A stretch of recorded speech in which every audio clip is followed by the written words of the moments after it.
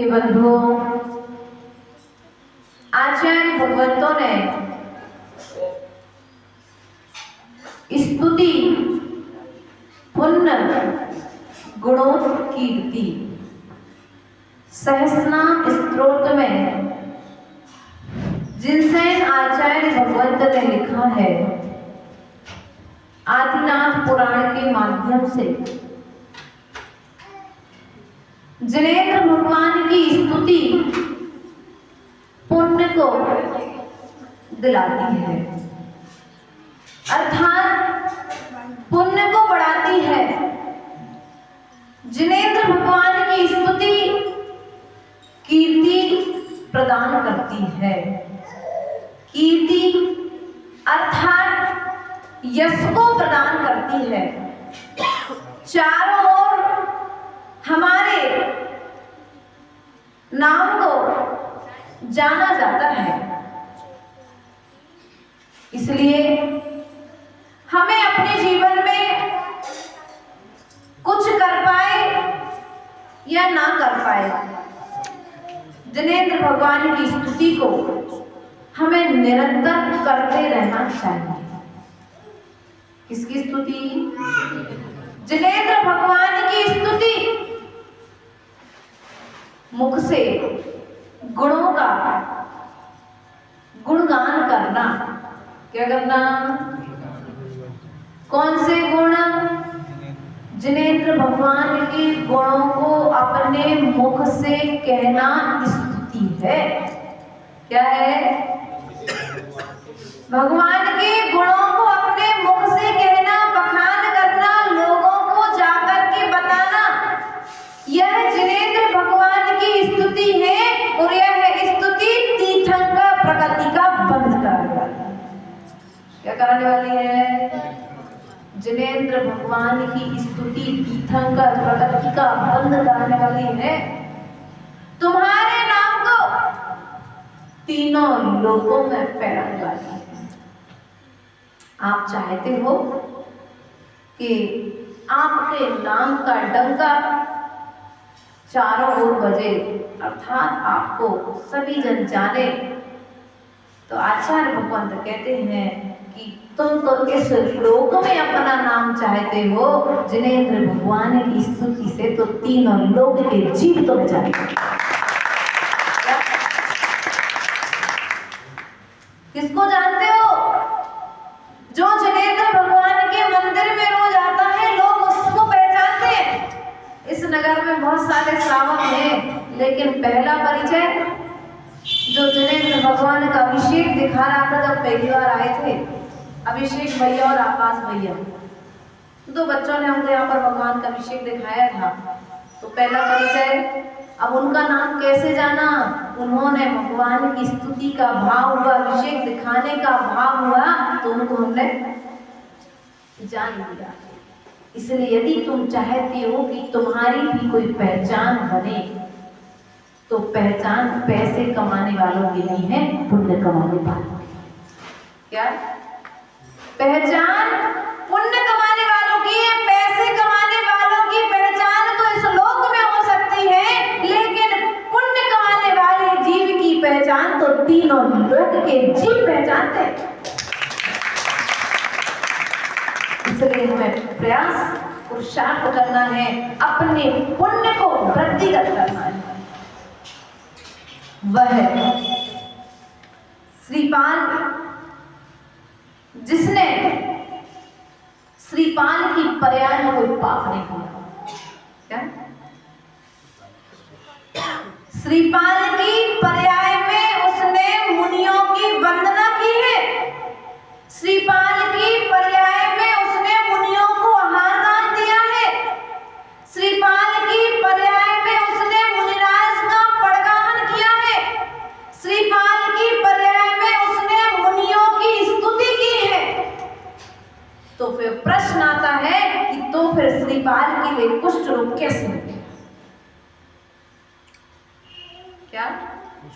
जब उसने श्रीपाल की पर्याय में सभी तरह के धार्मिक कार्य अनुष्ठान कर रहा है, लेकिन फिर भी उस श्रीपाल के लिए कुष्ठ रोग क्यों हुआ?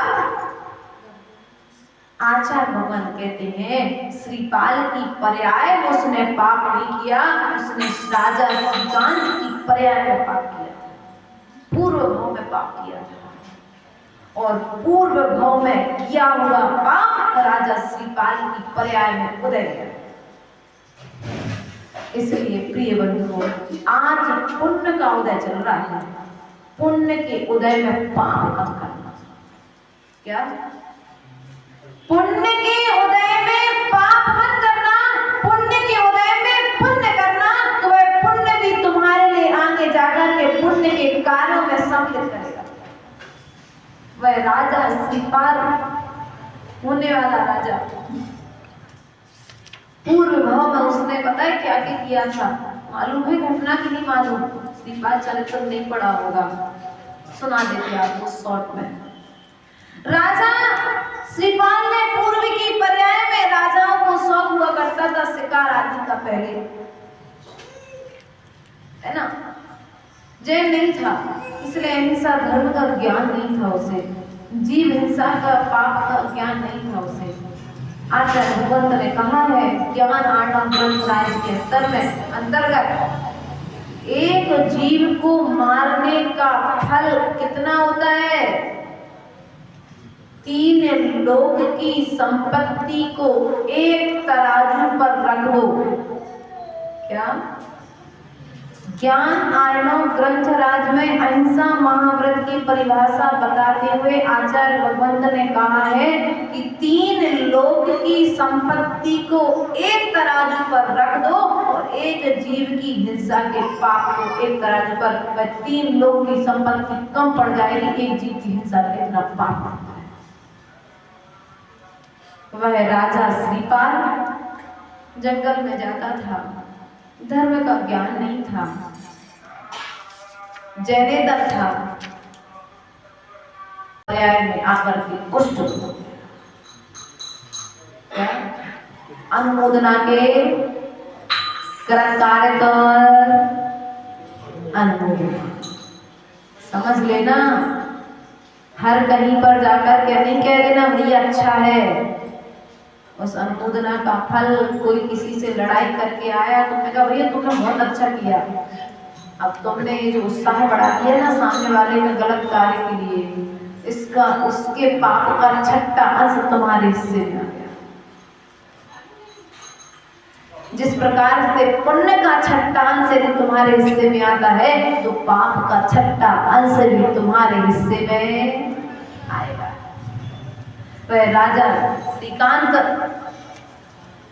दूसरे दिन पुनः उस वन में जाता है और पुनः मुनिराज उसे मिल जाते हैं, और जैसे ही उसे मुनिराज मिलते हैं और मुनिराज को देख करके पुनः उसके मन में कसा उत्पन्न होती है और वह सामयिक में बैठे योग ध्यान में बैठे मुनिराज के लिए मंत्रियों को आदेश देता है, सेनापतियों से कहता है कि इनके लिए समुद्र में फेंक दो, और मुनिराज के लिए समुद्र में फेंकवा दिया। लेकिन कुछ मंत्री चतुर थे, समझदार थे, इन्होंने कहा देखो इन्होंने आपका बिगाड़ा क्या है, देखो उन्होंने तो आंख खोल करके भी नहीं देखा, आप इन्हें वापस निकलवा दो समुद्र से। मुनिराज उन सेना मंत्री की सलाह से राजा श्रीकांत ने उन मुनिराज को समुद्र से बाहर निकलवा दिया और अपने स्थान पर वापस चला गया। तो ठीक वैसी ही घटनाएं राजा श्रीपाल की पर्याय में श्रीपाल के साथ हुई। पहले तो उसने एक मुनिराज से नियम लिया था कुछ व्यसन आदि त्याग का, और वह सोचता है ये नियम वगैरह पालन करने से क्या होता है, और वह उन नियमों को तोड़ देता है। उस नियम के फल के प्रभाव से वह अपने राज्य उसके राज्य को छोड़ करके निकलना पड़ा, राज्य से भ्रष्ट हुआ था, राज्य से बाहर जाना पड़ा। मुनिराज के लिए अपशब्द कहने के प्रभाव के कारण उसके लिए कुष्ठ रोग जैसी महाबीमारी हो गई, और जब रैण मंजूषा के साथ में वह व्यापार आदि करने के लिए गया था, तो लौट रहा था व्यापार करके, तो धवल सेठ के मन में रैण मंजूषा के प्रति उसकी पत्नी थी, मैना सुंदरी तो थी, रैण मंजूषा भी उसकी पहले बहुत विवाह हो जाते थे, है ना, तो उसकी पत्नी थी। तो धवल सेठ के मन में रैण मंजूषा के प्रति गलत भाव उत्पन्न हो जाते हैं। वह विचार करता है कि जब तक ये श्रीपाल रहेगा तब तक मैं रैण मंजूषा को नहीं प्राप्त कर पाऊंगा, और वह धवल सेठ उस श्रीपाल के लिए समुद्र में फेंक, लेकिन कहते हैं ना कि समुद्र में फेंका था तो समुद्र में फेंका, लेकिन मुनिराज को निकाला भी था। तो श्रीपाल को निकालने कौन आया? कोई नहीं आया निकालने के लिए। श्रीपाल को श्रीपाल कोटि भट्ट थे, उन्होंने अपने भुजाओं से उस समुद्र को पार किया। एक पटिया का सहारा उन्हें मिल गया। कहने को तो यह कहते हैं कि वह पटिया था, लेकिन वास्तविकता में वह कोई पुण्य का उदय पटिया के रूप में उन्हें समुद्र पार कराने में सहयोगी बना। ये बदलो, वह जैसे ही उस समुद्र किनारे पहुंचा तो वहां पर पहना उस देश के राजा के सिपाहियों ने पकड़ लिया और राज्य में लेकर के चले गए। और जैसे ही उसे राज्य में लेकर के गए तो राजा ने कहा, तुम कहां से आए हो? तुम्हारे शरीर की आभा आदि को देख करके ऐसा लगता है कि तुम कोई किसी राज्य के राजा हो। उनका कुष्ठ रोग ठीक हो चुका था उस समय, तो वे कुछ नहीं बताते कि हम कौन है, क्या है, कहां से आए हैं, क्योंकि उनका दिमाग में भी एक ही चीज चल रही थी, रैण मंजूषा कहाँ है। और यहाँ पर धवल सेठ व्यापार करने के लिए पहुंच चुका था उस देश में। तो धवल सेठ के मन में यह विचार आया कि यदि मैं राजा से कुछ नहीं कहूंगा तो मुझे मृत्यु दंड मिल सकता है, और सच बताता हूं तो भी मृत्यु दंड मिलने वाला है। इससे पहले श्रीपाल कुछ कहे, उसके पहले मैं पहुंच कर के राजा को कुछ झूठी कहानी सुना दूं। वह कुछ भांड लोगों के साथ में प्लानिंग करता है और राजा के चरणों में पहुंच जाता है, और एक किसी को पत्नी कह बना देता है, किसी को बहन बना देता है, किसी को माँ बना देता है, किसी को भाई बना देता है, किसी को पिता बना देता है। और कहता है, वो सभी कहते हैं अरे मेरे भाई तुम कहाँ थे? पत्नी कहती मैंने आप कितने दिन से कहाँ थे, मिल नहीं रहे थे। तो राजा ने सोचा कि ये भांड का पुत्र तो नहीं हो सकता है। राजा समझदार था, पूरी तहकीकात की गई। श्रीपाल एक दिन तक कुछ नहीं बोले, 2 दिन तक कुछ नहीं बोले। तीसरे दिन जिस राजा की राजकुमारी पुत्री थी, उस पुत्री ने जाकर के पूछा कि आप कुछ जवाब क्यों नहीं देते हैं? आप बताइए कि आप किस समस्या से परेशान हैं। तब श्रीपाल जाकर के राजा की उस राजकुमारी से कहता है कि मेरी पत्नी रैण मंजूषा समुद्र किनारे पर धवल सेठ के जहाज में है। यदि तुम कुछ जानना चाहते हो मेरे बारे में तो आप हमारी उस पत्नी रैण मंजूषा के पास जाकर के पूछ लीजिए। वह जाकर के वह पुत्री राजकुमारी को, तुम्हें भी एक ही चीज चल रही थी, रैण मंजूषा कहाँ है। और यहाँ पर धवल सेठ व्यापार करने के लिए पहुंच चुका था उस देश में। तो धवल सेठ के मन में यह विचार आया कि यदि मैं राजा से कुछ नहीं कहूंगा तो मुझे मृत्यु दंड मिल सकता है, और सच बताता हूं तो भी मृत्यु दंड मिलने वाला है। इससे पहले श्रीपाल कुछ कहे, उसके पहले मैं पहुंच कर के राजा को कुछ झूठी कहानी सुना दूं। वह कुछ भांड लोगों के साथ में प्लानिंग करता है और राजा के चरणों में पहुंच जाता है और एक किसी को पत्नी बना देता है, किसी को बहन बना देता है, किसी को माँ बना देता है, किसी को भाई बना देता है, किसी को पिता बना देता है। और कहता है, वो सभी कहते हैं अरे मेरे भाई तुम कहाँ थे? पत्नी कहती मैंने आप कितने दिन से कहाँ थे, मिल नहीं रहे थे। तो राजा ने सोचा कि ये भांड का पुत्र तो नहीं हो सकता है। राजा समझदार था, पूरी तहकीकात की गई। श्रीपाद एक दिन तक कुछ नहीं बोले, 2 दिन तक कुछ नहीं बोले। तीसरे दिन जिस राजा की राजकुमारी पुत्री थी, उस पुत्री ने जाकर के पूछा कि आप कुछ जवाब क्यों नहीं देते हैं? आप बताइए कि आप किस समस्या से परेशान हैं। तब श्रीपाल जाकर के राजा की उस राजकुमारी से कहता है कि मेरी पत्नी रैन मंजूषा समुद्र किनारे पर धवल सेठ के जहाज में है। यदि तुम कुछ जानना चाहते हो मेरे बारे में तो आप हमारी उस पत्नी रैन मंजूषा के पास जाकर के पूछ लीजिए। वह जाकर के वह पुत्री राजकुमारी कुछ दासियों को भेज करके रैन मंजूषा को राजमहल में लेकर के आती है, उससे पूरी कहानी पूछती है। पूछने के पश्चात में ज्ञात होता है कि यह राजा श्रीपाल है।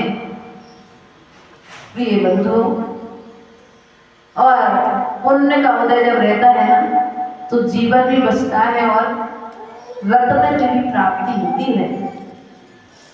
राजा ने के लिए मुनिराज ने भविष्यवाणी की थी कि जो इस समुद्र को पार करके आएगा वही तुम्हारी पुत्री का पति होगा। क्या होगा? पुत्री का पति होगा। राजा ने सब जानकारी लेने के पश्चात अपनी पुत्री का विवाह श्रीपाल के साथ कर दिया और वहां पर श्रीपाल सुखपूर्वक रहने लगा। प्रिय बंधु, जीवन में की गई जिनेंद्र देव की भक्ति श्रीपाल के जीवन में आई हुई परेशानियों ने श्रीपाल को उन परेशानियों से बचा दिया। तो हमारे जीवन में तो ऐसी कोई बड़ी समस्याएं आने वाली नहीं है, और अगर आने वाली भी है तो जिनेंद्र भगवान की भक्ति से वे दूर से ही छोड़ करके हमें चली जाएंगी।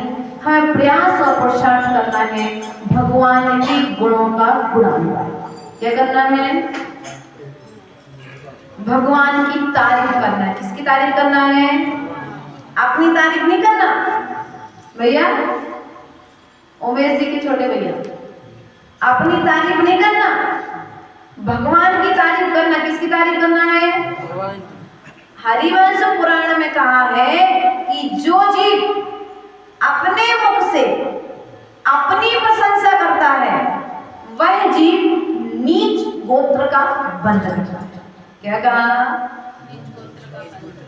और जो जीव अपने मुख से तीर्थंकर भगवान की, मुनिराजों की, जिनवाणी आदि की स्तुति करता है, गुणानुवाद करता है, वह जीव तीर्थंकर प्रकृति का बंधन करता है। अब बताओ आपको क्या करना है? जिनेंद्र भगवान की स्तुति करके अपने मुख को मोक्ष का साधन बनाते हुए पुण्य में वृद्धि करिए। निश्चित ही आपकी कीर्ति चारों ओर फैलेगी और यह कीर्ति एक ना एक दिन आपके लिए निश्चित ही कर्मक्षय का कारण बन के संसार से निकालने वाली होगी। इन्हीं भावनाओं के साथ में आज हमने सिद्ध चक्र महामंडल विधान 64 कृति महामंडल विधान के माध्यम से 64 कृति मुनिराजों की यहाँ पर वंदना की है। उन रिद्धिधारी मुनिराजों का गुणानुवाद हमने यहाँ पर सुना। यदि मुनिराज की वंदना से, देखो मुनिराज की वंदना से जीव नरक और निगोद नहीं जाता है। क्या? नरक और निगोद त्रियन जगत को भी प्राप्त नहीं होता है। लेकिन यहीं पर आप उल्टा ले लो, यदि जो निंदा करता है इसकी, मुनिराज की निंदा सुनता है और निंदा करता है, वो करने वाले की अनुमोदना करता है, वह श्रीपाल जैसे फल को प्राप्त करता है। इसलिए ना तो हम कभी मुनिराज की निंदा करेंगे और ना ही कभी मुनिराज की निंदा, बोलो तो अगर हमसे बनेगी तो हम हाथ जोड़ करके नमोस्तु करेंगे। इसके अलावा हम निंदा तो निंदा कभी सुनेंगे, क्योंकि कान आज अच्छे हैं, पता नहीं अंतिम समय में यदि तुम नमोकार मंत्र सुनना चाहते हो तो निंदा सुनना बंद कर दो। किसकी निंदा? श्रावक की भी निंदा नहीं सुनना। बुराई हमारे साथ बुरा कर दिया भैया, किसी ने बुरा नहीं किया, तुम्हारे कर्मों ने बुरा किया। अपना रोना लेकर के पड़ोसी के पास, मंदिर में आकर के कभी किसी के घर से उधर बात, तीव्र पाप का बंद कराने वाली है। आज तुम जिनवाणी सुन पा रहे हो दादाजी, इतनी उम्र में, आज इतनी उम्र में जिनवाणी सुन पा रहे हो, यदि निंदा सुनते रहोगे तो अंतिम समय में नमोकार मंत्र नहीं सुन पाओगे इन कानों से। तुम्हें साधु आकर के तुम्हारे दरवाजे को अगर हमसे बनेगी तो हम हाथ जोड़ करके नमोस्तु करेंगे। इसके अलावा हम निंदा कभी सुनेंगे, क्योंकि कान आज अच्छे हैं, पता नहीं अंतिम समय में यदि तुम नमोकार मंत्र सुनना चाहते हो तो निंदा सुनना बंद कर दो। किसकी निंदा? श्रावक की भी निंदा नहीं सुनना। बुराई हमारे साथ बुरा कर दिया भैया, किसी ने बुरा नहीं किया, तुम्हारे कर्मों ने बुरा किया।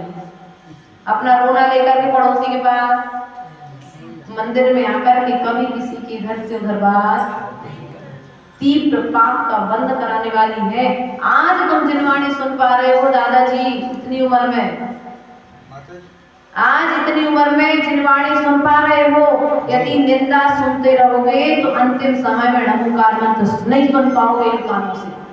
तुम्हें साधु आकर के तुम्हारे दरवाजे पर नमोकार मंत्र सुनाना चाहेगा, लेकिन नमोकार मंत्र सुनने का भाव नहीं रहेगा। ऐसी कई घटनाएं हम लोग के सामने में आती हैं। एक दादाजी थे, बहू और बेटे चाहते थे कि दादाजी की बहुत अच्छी समाधि हो जाए। मुनिराज के मुख से उन्हें नमोकार मंत्र सुनने मिल जाए, लेकिन पुरुषार्थ करके पुत्र और पुत्र वधू तो घर तक ले गए, लेकिन दादाजी का पुण्य क्षीण था कि जैसे साधु सामने तो पहुंचे, नमोस्तु करने का भाव नहीं हुआ। विस्मृति, नमोकार मंत्र कहा, नमोकार मंत्र सुन लो तो बोले नहीं सुनना, भूख लगी। क्या? प्यास लगी है, ठंड लग रही है, गर्मी लग रही है, इस तरह के शब्दों का मुख से उच्चारण होगा, नमोकार मंत्र सुनने का भाव। इसलिए कभी किसी मुनिराज की पिछी कमंडलधारी की, हमसे तो श्रेष्ठ है, हम तो घर में हैं, कम से कम घर छोड़ना, घर तो छोड़ा। अब वो चर्या कैसी कर रहे हैं, वो उनकी गुरु और शिष्य के बीच का विषय है। यदि हमें लगता है कहीं आगम के प्रतिकूल विषय चल रहा है तो हम उनके गुरु तक संकेत पहुंचाएं, ना कि हम निंदा करके अपना यश, गुरु का यश नहीं, अपना अपयश जग में फैलाते हैं। हम सोच रहे हैं बड़ी महानता मान रहे, एक फोटो खींच ले, कोई मुनिराज की कोई वीडियो ऑडियो ले ली और पूरे में वायरल करके अपने आप को महान मान रहे हैं। ऐसा मत सोचना, मुनिराज का अपयश बाद में हो रहा है, पहले अपयश तुम्हारा फैल रहा है। आज कोई पापी जीव तुम्हारे लिए धन्यवाद दे देगा, लेकिन बाद में जाकर के तो तुम्हारा अपयश ही होगा। इसलिए अपयश से यदि मुक्ति चाहते हो, तुम्हारा यश भी भगवान महावीर स्वामी के जैसा हो। कितने साल हो गए? 2550 भगवान महावीर स्वामी को मोक्ष गए, लेकिन फिर भी उनकी जयकारा आज तो यदि तुम ऐसा नाम चाहते हो, आपके जाने के बाद में भी आपका यश रहे, तो कार्य ऐसे करना जिससे तुम्हारा गुणानुवाद हो, तुम्हारी निंदा काम अच्छे करो। कोई प्रशंसा करेगा, प्रशंसा के लिए काम मत करना, प्रशंसा के लिए काम नहीं करना। तुम्हारी आज अनुमोदना यह मनुष्य लोग के जीव यदि तुम्हारे अच्छे कार्य की प्रशंसा नहीं करेंगे, तो स्वर्ग के देव आकर के तुम्हारा सम्मान करेंगे। तुम्हारी पूजा में मनुष्य लोग के मनुष्य तुम्हारे साथ आकर के पूजा नहीं करेंगे, घबराना मत। स्वर्ग के देव तुम्हारे साथ परोक्ष में बैठ करके तुम्हारे साथ पूजा कर रहे हैं, अदृश्य रूप से तुम्हारे साथ बैठ करके यहाँ पर पूजा कर रहे होंगे। इसलिए कभी भी जिनेंद्र भगवान की, गुरु की और शास्त्र की ना निंदा करना और ना निंदा सुनना। इस श्रीपाद चरित्र से हमें इतना ही सीखना है। मैना सुंदरी जैसी धर्म पत्नी मिल गई, वो भी कोई पुण्य उदय था उसका कि उस श्रीमती ने उसके लिए कुष्ठ रोग आदि के निवारण के लिए विधान की महिमा बता करके, धर्म की महिमा बता करके, अर्थात जिन शासन में सम्यक दर्शन को मजबूत करने के लिए विधान की महिमा को बताया। किसको? सम्यक दर्शन चाहते कि नहीं चाहते? सम्यक दृष्टि श्रावक यह विचार नहीं करेगा वास्तविकता विधान करने से हमारा कार्य हो जाएगा, शंका नहीं करेगा। यदि हम ऐसा विचार कर रहे हैं तो भी शंका है, संशय है मन में, नहीं होगा, निश्चित ही होगा। पॉजिटिव क्या सोचना है हमें?